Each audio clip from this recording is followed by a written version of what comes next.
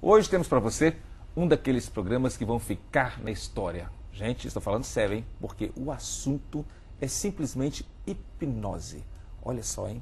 E para tanto, vou conversar aqui com a hipnoterapeuta Débora Monteiro Coelho. Tudo bem, Débora? Tudo bem, ué. Que loucura, né? Estou sabendo que a hipnose ela pode entrar em terrenos muito obscuros da mente humana Com e certeza. até nos ajudar a salvar questões que nos atormentam, ou a melhorar questões que nos atormentam, como fobias, Pânicos, medos, insegurança. até impotência, né? Impotência. Que loucura. Então, gente, você não pode deixar de assistir essa edição do Sala News. Já estamos no ar e vamos falar sobre hipnose.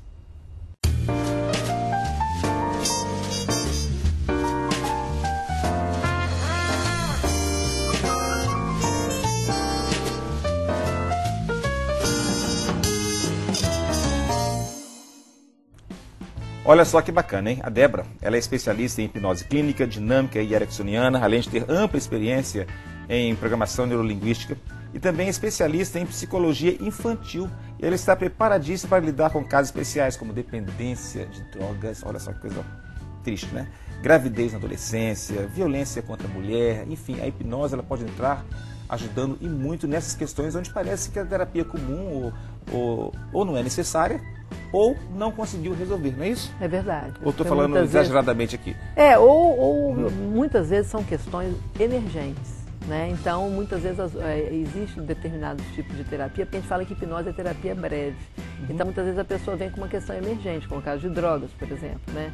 E que demandaria muito mais tempo em outro tipo de linha terapêutica do que é em hipnose, né? Você tem atendido pessoas que têm sofrido com este mal das drogas? Isso é um mal do século, né? Muito. E tem conseguido... Tem até aumentado, né? O número de pessoas que procuram, né? Jovens, classe média, né? Que tá e até pessoas bem situadas financeiramente na vida, né? Têm procurado a droga. Tem procurado, exatamente. Coisa horrorosa. Pessoas que, eu já falo de médicos... Essa desestrutura a família, tudo, né? A vida da pessoa, né? Então, procura, assim, ajuda. Que tristeza. Agora, existe realmente casos, você já conseguiu trazer pessoas de volta a uma vida normal através da hipnose? Sim. Pessoas ligadas a esse problema de drogas? Muitas vezes a gente traz sim, quer dizer, tem que haver o desejo da pessoa de parar, porque muitas vezes essa demanda é da família.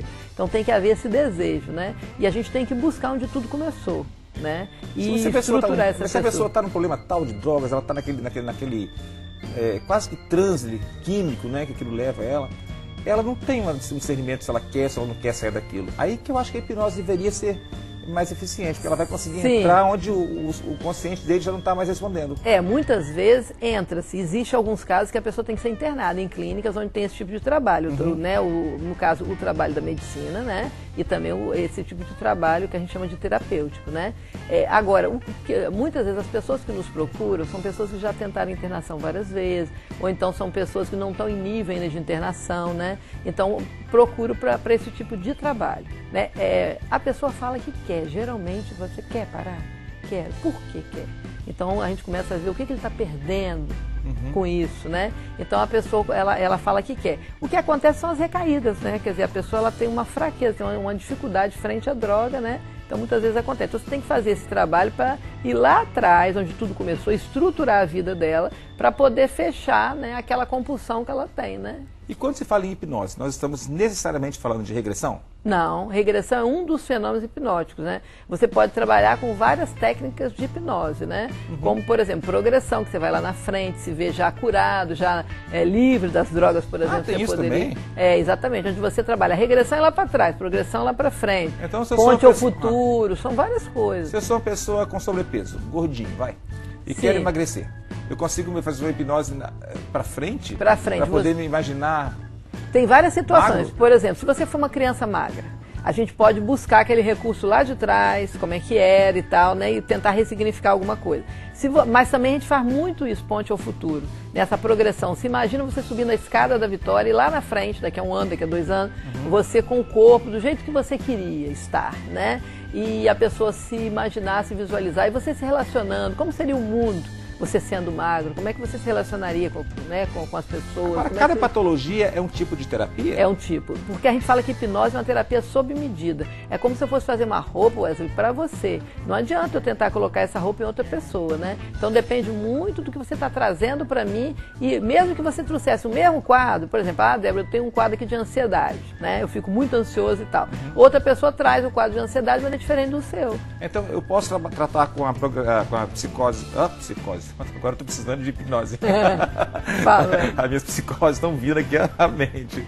Se eu quero tratar, então, de frigidez. A mulher é frígida, ela está com aquele problema. Ela pode ser tratada com a hipnose progressiva e outra pessoa com o mesmo problema com a regressiva? Pode, dependendo da situação. Você vai começar a ver onde tudo começou, você vai ver a história de vida dela, você vai ver a questão da moral, né, naquela família, a questão da religião. Bloqueio moral, né? Bloqueio. Você vai ver se ela sofreu também abuso, se ela sofreu determinado tipo de coisa, entendeu? E se ela não lembra disso, ela bloqueou aquilo? O subconsciente dela não Se deixa ela lembrar daquilo. bloqueou, a gente vai buscar a cura, a gente vai buscar ir lá atrás, porque o inconsciente, ele tem tudo gravado. Mas quando abre essa caixinha sinistra lá de trás, a gente não pode liberar também vários demônios? Não. Se você é feito por um profissional capacitado, isso não acontece. Porque você vai buscar, você vai com cautela, né? Tem até um livro que fala, não apresse o rio, ele corre sozinho. Você também não vai apressando e puxando tudo de uma vez, porque você vai causar mais mal do que bem, né? E você vai trabalhar em passos com aquilo que você quer e deixa a pessoa protegida e fechando as outras portas, né? A gente faz até, por exemplo, fortalecimento emocional primeiro, para depois ir lá mexer naquela ferida, né? Porque se você for mexer numa ferida para não curar, é melhor você nem mexer, né? Porque você vai causar muito mais mal. E no próximo bloco eu quero saber qual é o grau de influência que o hipnotizador tem sobre o hipnotizado. Se isso realmente é possível até o hipnotizador, ou seja, vocês, né? Interferirem de maneira negativa na nossa vida. Ou seja, uma pessoa mal intencionada, ou não tão bem qualificada, pode ir lá atrás para consertar um problema e acabar colocando um outro. É possível que isso aconteça também? É possível. No próximo bloco você me conta então, hein? Tô curioso. Ok. Voltamos já já. Continuem ligados aí. Eu vou hipnotizar você agora. Você não sai daí.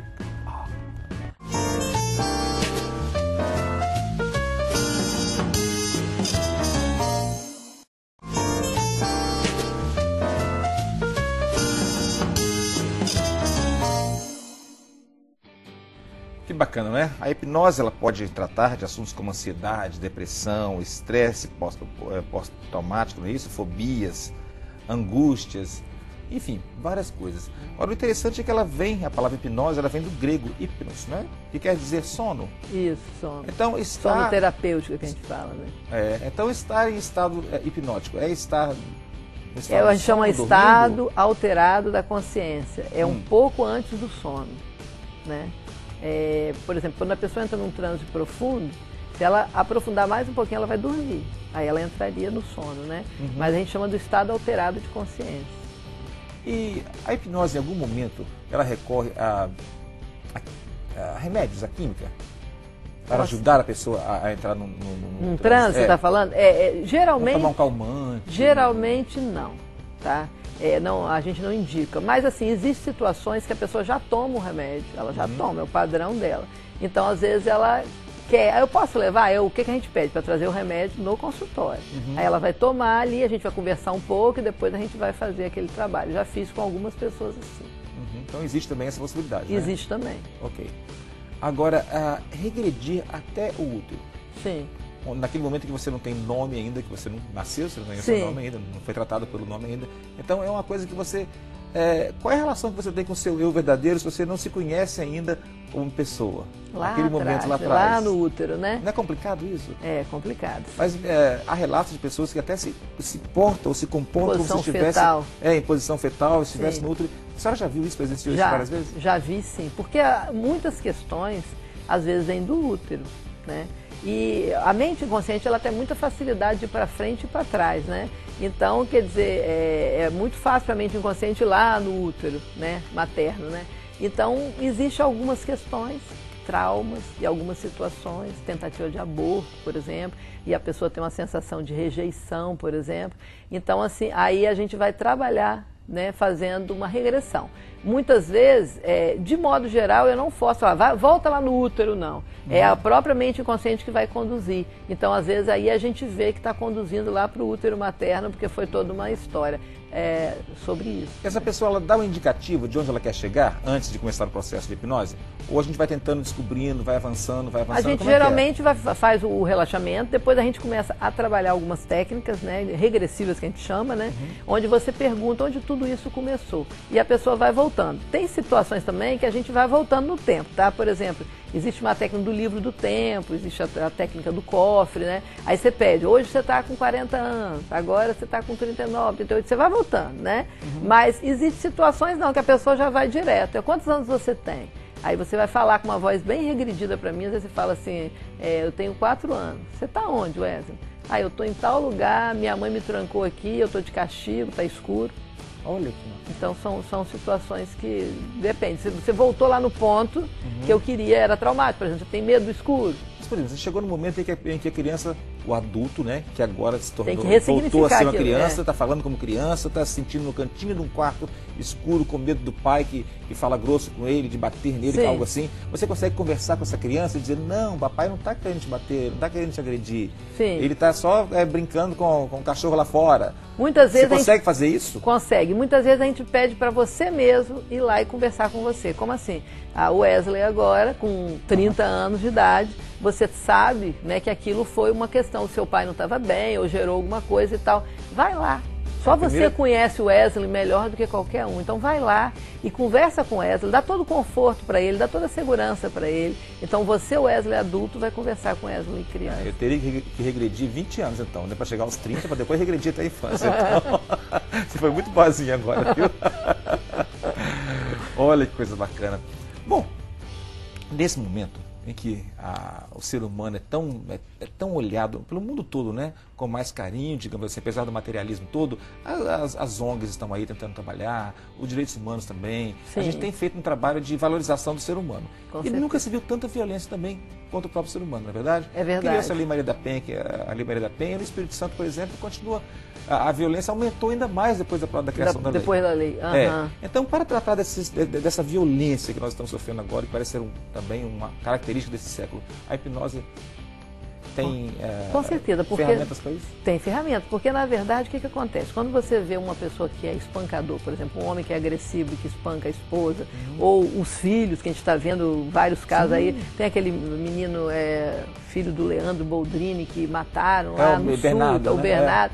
Olha que coisa absurda, né? Então, satânica. É uma coisa louca aquilo, né? E a gente está vendo outros casos, né? De jogar a criança pela janela e coisas assim, né? Então, o que ocorre? Na verdade, pessoas assim, agressivas dessa forma, né? Tem alguma questão emocional sobre ela ali, né? Muitas vezes ela foi agredida também. Quer dizer, um homem espancador, muitas vezes ele foi espancado também, né? Ele sofreu violência também. Então, por isso que a indicação é que se trate. Já pensou se, nosso tempo está acabando? Que pena, estou me avisando que nosso tempo está acabando. E eu gostaria de saber se é possível, ou seria uma utopia, levar bons profissionais de hipnose, né, hipnoterapeutas, para presídios, para lugares de grande concentração de pessoas que estão ali por causa dessa existe alguns trabalhos. Existe esse trabalho? Existe um trabalho, por exemplo... Tem dado resultado, frutos? Tem dado resultado, sim, existe algum trabalho. Só que isso ainda é muito pouco, né? Porque, na verdade, muitas vezes não há interesse mesmo, e muitas vezes, né? Mas, assim, existe alguns trabalhos que é feito em presídios, que é feito, né, em ambientes assim, tem sim. E para a gente terminar, o Brasil reconhece a hipnose como uma técnica científica? Hoje reconhece como científica, né? Passou pelo crivo da ciência, né? A hipnose ericksoniana, a hipnose cognitiva, né? E a hipnose condicionativa, né? Ô, Débora, e qual é o seu telefone de contato, o seu site? Para a gente conhecer mais sobre o seu trabalho. Os meus telefones é 3235-987, celular 9989-6231 e o site é www.deborah.mcoelho.psicóloga.com.br. Débora M. Coelho, psicóloga.com.br. Queria falar desse curso aí, né? Rapidinho, nosso tempo já está esgotado. Esse curso aqui me conta, o que é? Esse curso aí, essa pessoa ela vai vir, né? O Benome, ele dá curso no Brasil todo. Eu fiz esse curso com ele em São Paulo. Ele vai vir aqui agora em julho, eu estou coordenando esse curso. Ele vai falar sobre balão intragástrico imaginário, técnicas de ansiedade e de insônia também. Que dia que ele vem então? 26 27 de julho. E 27 de julho. E o site é o Benome, né? @. Não. É o meu site mesmo. Vamos repetir o seu site? É www.deboramcoelhopsicóloga.com.br. Ok, aí entrando nesse site. É só entrar nesse site ou ligar nesses números que eu passei aí também. Tá? Ok, então tá bom. Muito obrigado, Débora. Nada.